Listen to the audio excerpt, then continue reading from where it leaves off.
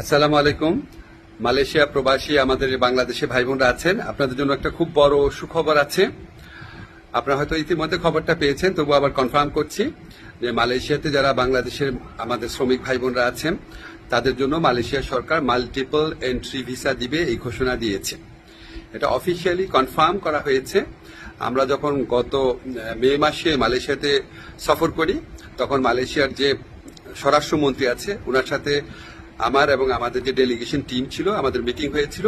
আমরা ওনাকে খুব স্ট্রংলি বলেছিলাম যে দেখেন, অন্য কোনো দেশের শ্রমিকের জন্য আপনার সিঙ্গেল এন্ট্রি ভিসা দেয় না, অন্য সবাইকে দেয় মাল্টিপল এন্ট্রি ভিসা, শুধু আমাদেরকে দেয় সিঙ্গেল এন্ট্রি ভিসা। তো উনি আসলে খুব অবাক হয়েছিলেন শুনে। উনি সংশ্লিষ্ট কর্মকর্তাদের জিজ্ঞেস করেছিলেন, মিটিং এ যারা ছিল তারা উনাকে কনফার্ম করেছে যে বাংলাদেশের ক্ষেত্রে এই বৈষম্যমূলক ব্যবস্থাটা আছে।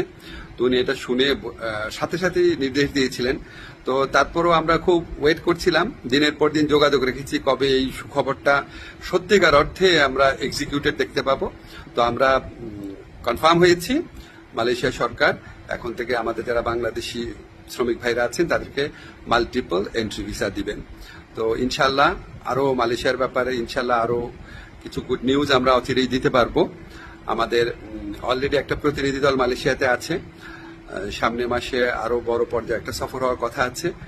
ইনশাল্লাহ আমরা খুব দ্রুত আরো কিছু গুড নিউজ আপনাদেরকে দিতে পারবো। সবাই ভালো থাকবেন, ধন্যবাদ।